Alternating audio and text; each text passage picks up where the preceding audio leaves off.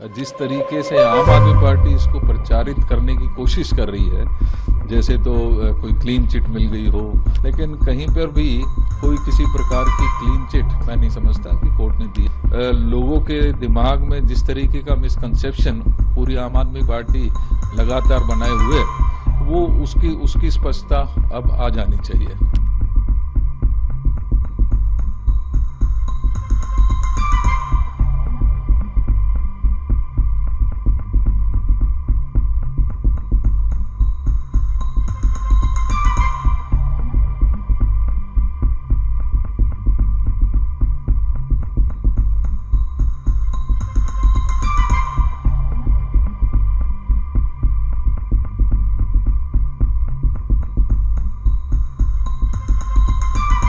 देखिए, bell law में provision है कि कोई भी बेल के लिए अप्लाई कर सकता है।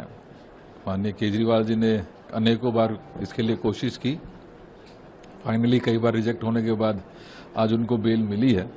तो लॉ है, law is taking its own course और सही है। जब लॉ में प्रोविजन है तो मिलनी भी चाहिए, उसमें किसी को कोई आपत्ति नहीं रहनी चाहिए। लेकिन वो मुख्यमंत्री हैं और कोर्ट ने काफी शर्तें लगाई है कि मंत्री क्या कर सकते हैं, क्या नहीं कर सकते हैं। ऐसे में दिल्ली के लिए जो वर्क्स हैं सरकार के लेवल पर, ये महत्वपूर्ण है, क्योंकि जिस तरीके से आम आदमी पार्टी इसको प्रचारित करने की कोशिश कर रही है, जैसे तो कोई क्लीन चिट मिल गई हो या वो इस पूरे केस से बरी हो गए हों, ये कोर्ट ने स्पष्ट भी किया है और कहीं ना कहीं ये दर्शाता है कि कोर्ट के दिमाग में, कोर्ट के जो प्रोसीडिंग्स हैं, जो इन्वेस्टिगेशंस हैं, उसमें कहीं ना कहीं केजरीवाल जी के ऊपर बहुत सख्त मुझे लगता है कि उनकी तरफ कुछ ना कुछ एविडेंसेस हैं, जिसकी वजह से कोर्ट ने इतनी सारी रिस्ट्रिक्शंस लगाई हैं। और चाहे उसमें अपने ऑफिस नहीं अटेंड करने वाली बात हो, निश्चित ही मुख्यमंत्री जी हैं, अपने ऑफिस नहीं जा सकते, फाइल साइन नहीं कर सकते, मुचलके पर बाहर आए हैं, तो ये एक प्रोसीजर है, उसके तहत हुआ है। लेकिन कहीं पर भी कोई किसी प्रकार की क्लीन चिट मैं नहीं समझता कि कोर्ट ने दिया। रादर कोर्ट ने ये स्पष्ट भी किया है कि जो इनकी गिरफ्तारी थी, जिसके ऊपर हमें अक्सर लगता था कि कई बार टाइमिंग के ऊपर होता था कि शायद टाइमिंग गलत थी, लेकिन कोर्ट ने स्पष्ट किया कि इनके खिलाफ एविडेंसेस थे और उसको सही ठहराया है।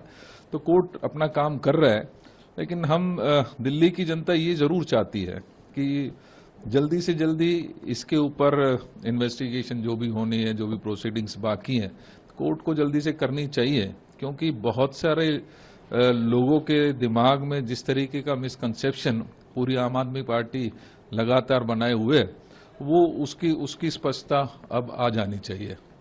एक सर और आखिरी सवाल है, हरियाणा आम आदमी पार्टी की सरकार है, दूसरी तरफ दिल्ली में जहां आम आदमी पार्टी की सरकार है। आप लोग ऐसा दावा करते हैं कि हरियाणा में कांग्रेस के पक्ष में अच्छा माहौल है। ऐसे में अरविंद केजरीवाल से गठबंधन को लेकर कांग्रेस ने बड़ा मन और बड़ा दिल दिखाया और ऐसा लग रहा था कि गठबंधन होगा, लेकिन आम आदमी पार्टी इंतजार नहीं की, उम्मीदवारी घोषित कर दी।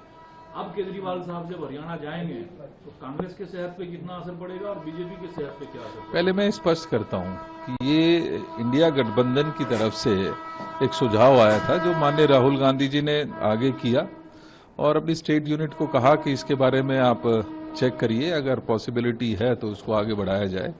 और इसमें बहुत कीन थी आम आदमी पार्टी की, उनको एक बड़ा शेयर शायद हरियाणा, जहां पर वो बिल्कुल जीरो हैं, वहां पर उनको शायद खाता खोलने का मौका मिल सकता, लेकिन वहां की स्टेट यूनिट ने इवेल्युएट किया और ये डिसाइड किया कि वो अकेले लड़ने में सक्षम है।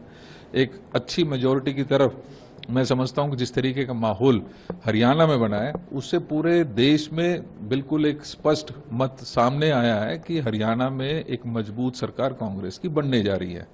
आम आदमी पार्टी ने बहुत इंतजार के बाद अपने कैंडिडेट्स उतारे हैं, मेरी शुभकामनाएं हैं, लेकिन सामने अभी आ जाएगा रिजल्ट, बहुत दिन नहीं है। मुझे लगता है कि आम आदमी पार्टी, चाहे वो पंजाब हो, चाहे दिल्ली हो या खास तौर पे अब हरियाणा हो, वहाँ कोई कुछ उम्मीदें लोगों की बची नहीं है, क्योंकि आम आदमी पार्टी के ऊपर लगातार इल्जाम लगते रहे हैं, लगातार भ्रष्टाचार के आरोप में इनके नेता जेल में रहे हैं। तो ये सारी चीजें सामने हैं और जनता इनको पूरी तरीके से नकार चुकी है।